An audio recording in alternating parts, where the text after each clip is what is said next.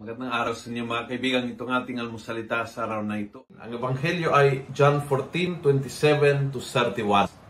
Sabi ni Jesus, "Peace be with you, my peace I give to you, not as the world give peace, do I give it to you."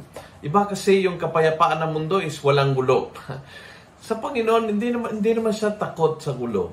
Hindi naman siya takot na ang mga bagay ay pag-uusapan. Hindi siya takot na makakaiba ang ating pananaw. Hindi siya takot na minsan hindi makakasundo.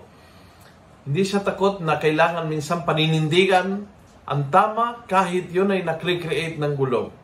Ang kapayapaan ng Panginoon is kapayapaan in your heart at kapayapaan sa Diyos.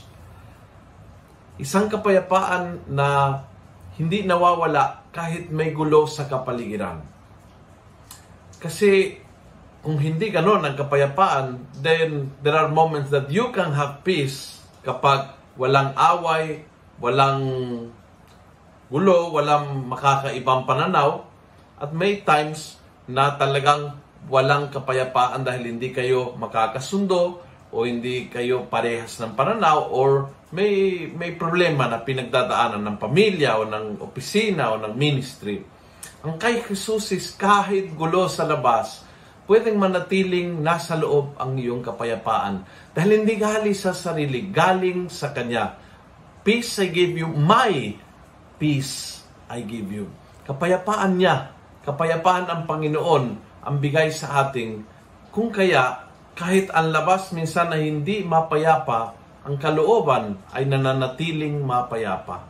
Isang paanyaya ngayon, na haraping anumang gulo ng buhay mo, na may kapayapaan. Na alam mo na kasama mo ang Panginoon, na alam mo na hindi ka pababayaan ng Panginoon, na alam mo na kung tapat ka sa Kanya, kahit ito'y nag-create ng konting gulo sa kapaligiran, mawawala din yung gulo sa kapaligiran. Ang kapayapaan ng Diyos, ang lagi, absolutely, 100%, laging magwawagi. Kung nagustuhan mo ang video nito, pass it on. Punuin natin ng good news ang social media. Gawin natin viral araw-araw ang salita ng Diyos. God bless.